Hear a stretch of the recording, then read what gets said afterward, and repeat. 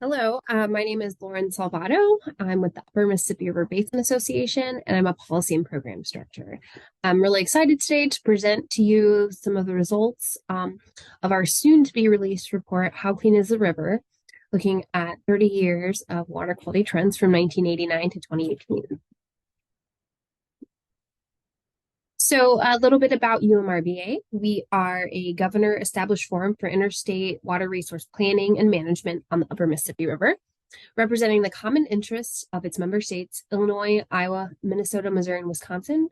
And in part, we do this by facilitating and fostering cooperative planning and coordinated management and creating a forum for discussion, study, and the evaluation of major issues. Each of our states is represented by a gubernatorial appointee.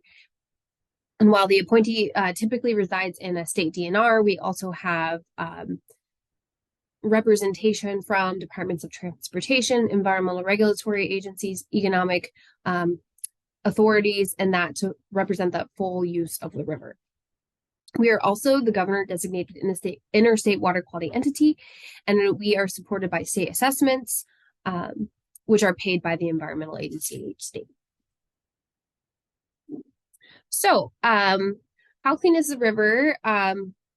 With the original report was in 1989, and it was intended to provide answers for questions like, what is the quality of the river and how clean is the water?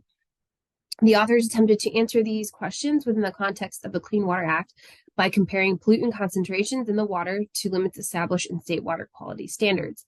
There were also some water quality trend analyses for data collected in the 1970s and early 80s.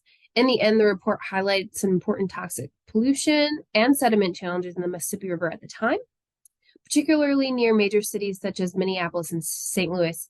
And it also suggested that within the first 10 years of the Clean Water Act, water quality in the river had stayed the same or had slightly improved.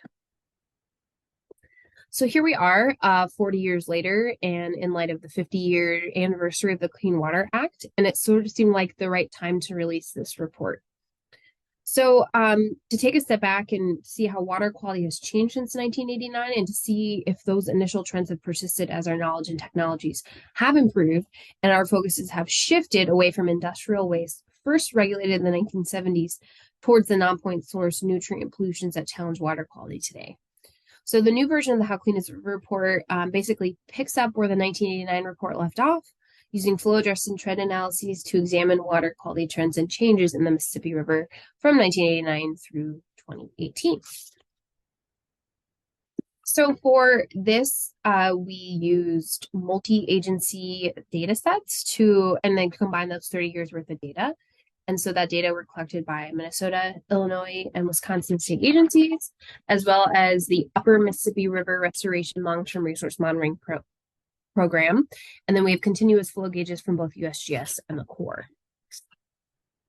Now, in terms of our trending sites, so spanning that same total distance of the original report, we looked at more sites to get a more detailed idea of water quality in the river system. And a total of 16 sites were used on the Mississippi River itself, from the Twin Cities down to the confluence with the Ohio River near Cairo, Illinois. And we also included one site on the LaGrange reach of the Illinois River. And so if you can see here on the map, so just clusters of color are all those like multiple aggregated sites. So there are multiple sites that comprise of what is deemed Pool 13 in the analysis. So in terms of our water quality parameters, we have 19 total. So those categories include nutrients, heavy metals, sulfates, and chlorides, as well as some physical and biological parameters. So these parameters were easily collected and identifiable in the environment and commonly used in water quality monitoring plans. So each of the parameters allows us to characterize a water, its influences, and potential issues, which will be in more detail in the report and sort of as just, I'll do a high level overview today. So here we are first up with nutrients. So I'm just going to first orient you to how these results are presented. So on the Upper Miss and then the Illinois, there's again the one site. There are the up and down arrows, red or green, and the size of the arrow represents that change in magnitude. The yellow square is no clear trend, and then the gray is no data. Now, green means the trend is positive, and then red in either direction would mean that the trend would be a negative one. So then on the left-hand side here, I am attempting to sort of characterize the overall trend for the river. So in other words, if the majority of medium to high confidence sites were trending in a particular direction, then that was called out. So in the case of total phosphorus here, we have a split trend of decreasing above pool 13 and no trend below pool 13 and on the Illinois River. So as far as ammonia, we have fewer sites here, but the concentrations are decreasing or show no trend in all the reaches except for pool 15, where there's 129% increase, a high confidence one at that.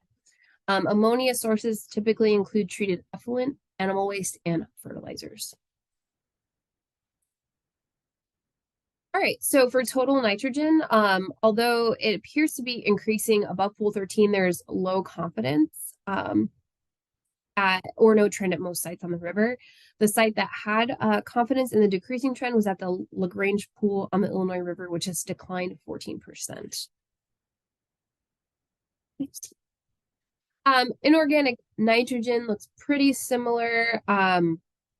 So the concentrations are increasing at 58% of the monitoring sites, but there's only high confidence in that increase. So at one site, pool 13.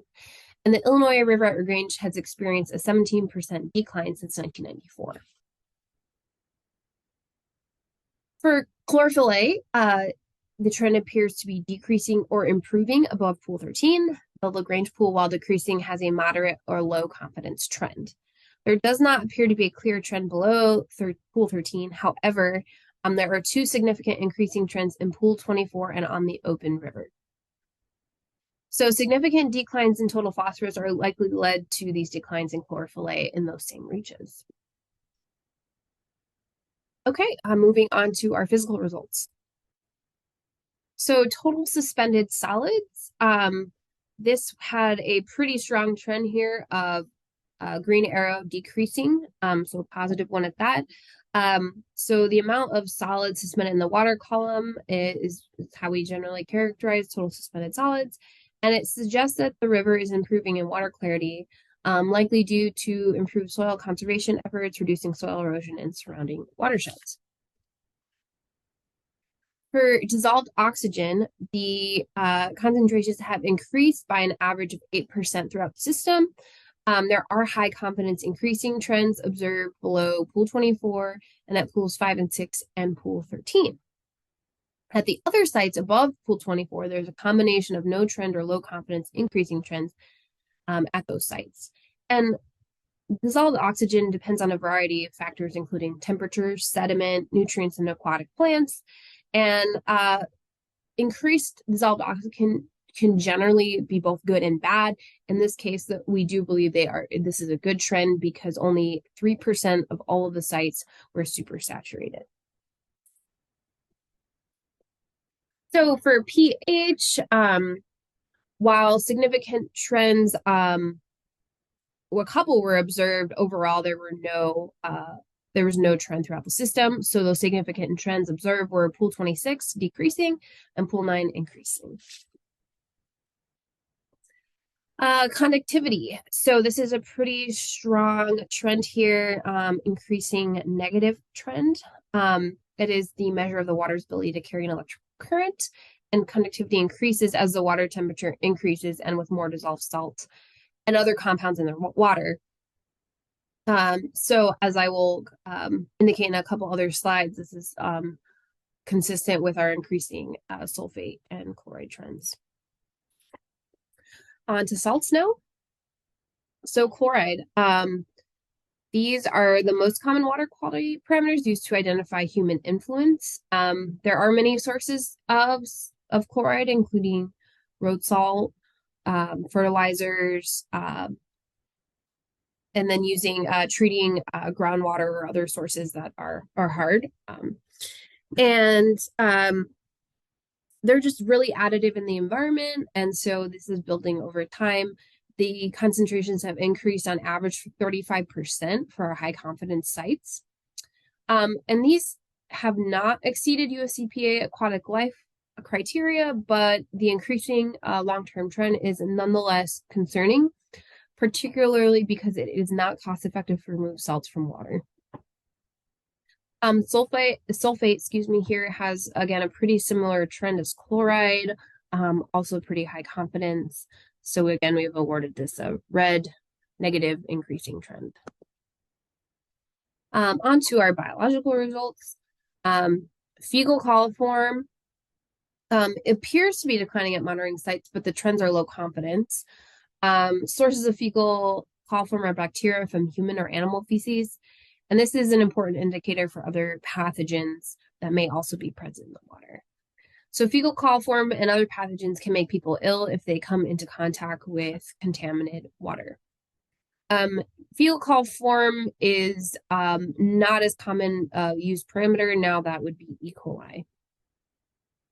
So on to heavy metal results. And before I get into those, I did want to caveat that the trend analysis for metals is particularly complicated, but I would just encourage you to check out the report, and that'll detail more on why that was.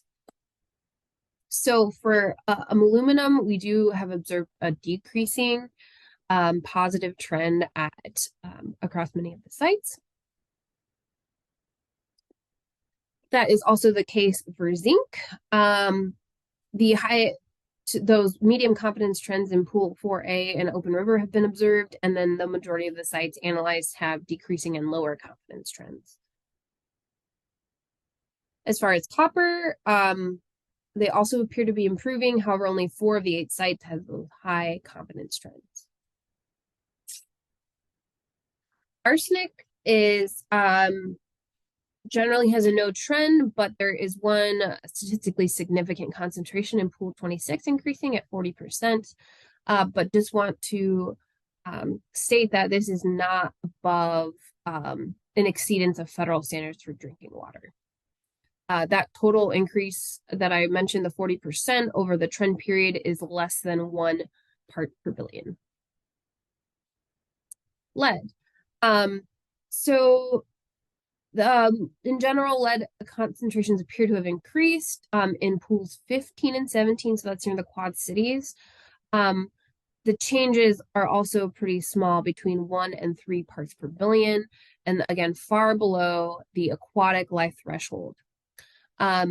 Monitoring locations below Pool 26 have experienced a 52% decrease, or 9 parts per billion, since 1989. Mercury, so only 2 sites monitored up in Pool 4, Pool 4A and 4B, and those do appear to be decreasing. Mercury can enter the environment through emissions from burning fossil fuels like coal, waste incineration, and from mining. And it is deposited on the landscape where it clings to soil particles. Soil and sediment then carry mercury into the water via runoff and erosion. And mercury bioaccumulates on the food chain, meaning that it is stored in the bodies of animals and then stored to the body of the animal that ingests it. So all this to say that those improvements in mercury are maybe partially attributed to the industrial pretreatment programs mandated in 1981. Cadmium is again following a similar trend of decreasing and positive. The sites are only at Pool 4 there, 4A and 4B. And that similar pretreatment mandate in 1981 is potentially the cause for that decrease. Heavy metals also bond sediment in the environment, so those decreases in suspended solids may also be contributing to the downwards trends in heavy metals of zinc, aluminum, and copper. So, in terms of the observations for the report, it does provide valuable insights for all those who manage this resource and rely upon it. But there are plenty of challenges and questions for the future. But I think ultimately we believe that there's a lot of value in coordinated and comprehensive water quality monitoring for the Upper Miss. So that leads me to talk about UMRBA's Interstate Water Quality Monitoring Plan. So this is a monitoring plan around the 4 designated uses. It's a shared monitoring approach for our states. And thus far, we've been able to pilot the plan in 2 stretches of the river. So with shared borders between Minnesota and Wisconsin, and then shared borders between Iowa, Illinois, and Missouri state agencies. So through those pilots, we've been able to resolve any problems and continuously improve, and then use those data to inform our protection efforts. And along the way, we've have valuable partnership opportunities, both with other state agencies and then EPA. So just so for some of our anticipated results, I won't go through all of them, but we hope to characterize the river's condition and identify problem areas, and then really address those information gaps. And all this can lead to aid public health and environmental justice initiatives on the river.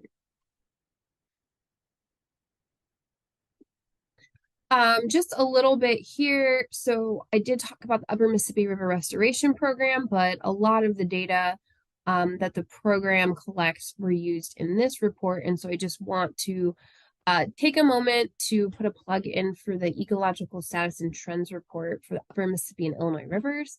The long-term ecological trends that they've found are, and this is all can be found in the report, more water more of the time. Fish community remains resilient but faces new and ongoing stressors.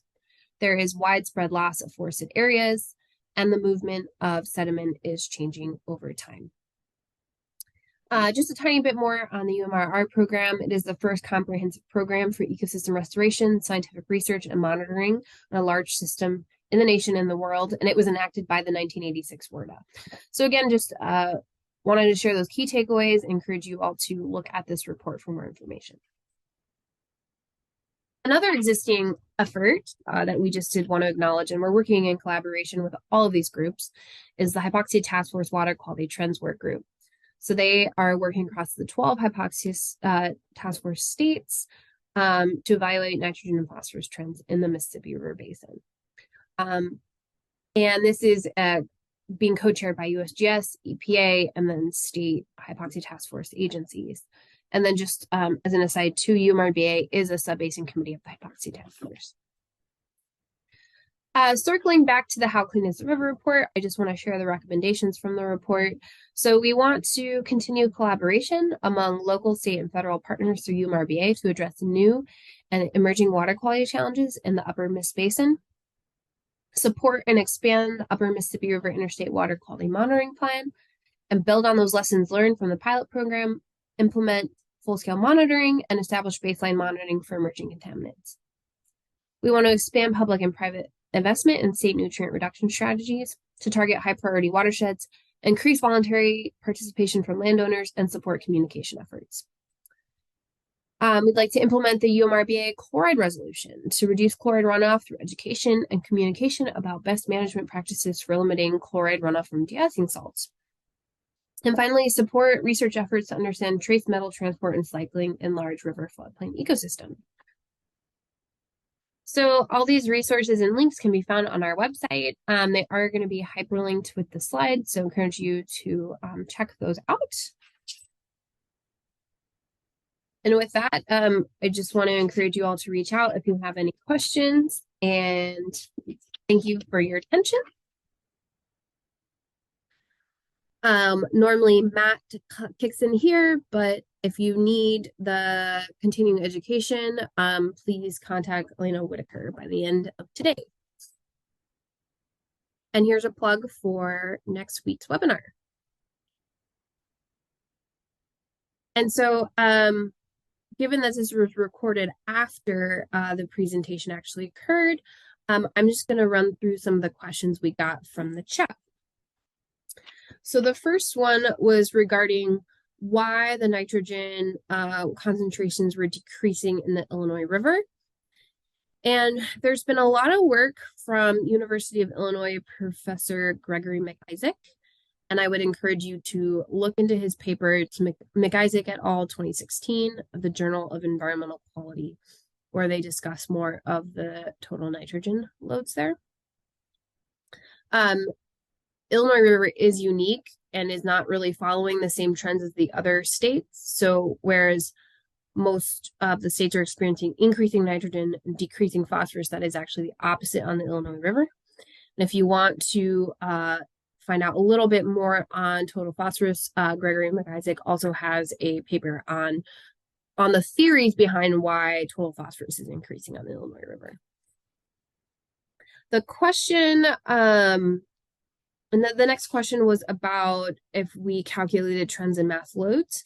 And we specifically calculated the flow normalized trends, just understanding that the river has a lot of impact from discharge, but that was just a conscious decision not to do more than that. The next question was about how often the data were collected, and that depends on the state agency or the federal agency that is collecting the data. So for example, Illinois EPA's ambient water monitoring program for the Mississippi River includes monitoring 4 times a year. And so that's completely up to them. They do monitor on the Illinois River 9 times a year, but that may be changing in the future. So the next question was regarding fecal coliform and why that parameter would utilize and whether we had plans for monitoring PFAS. So to the fecal coliform part, that is part of Illinois EPA's ambient monitoring program. And so if they wanted to switch over to E. coli or another parameter, that would be up to them. In terms of the interstate water quality monitoring program of UMRBA's, we do monitor for E. coli. So that would allow for more comprehensive monitoring of that parameter across the basin. Regarding PFAS, we are interested in an emerging contaminants monitoring plan. And right now, we are drafting sort of an addendum to our monitoring plan around emerging contaminants. But given that we don't have full funding for the program, it's sort of challenging to think about how we want to put that together and what maybe a more bare bones plan would look like, but PFAS is certainly a parameter that we're all interested in. The next question was about the sources of chloride. And there are multiple, and I think I'd mentioned that earlier. So road salts certainly are one of them, household water softeners, fertilizers, and there's many more, but I do encourage you all to check out a paper by Alicia Overbo et al. 2021 for her PhD dissertation. She calculated a chloride budget for the state of Minnesota. You also could feel free to email me and I'll send that paper to you. Oops. Excuse me. So then there was a question about whether there were other major tributaries analyzed in the report, such as the Des Moines or the Missouri.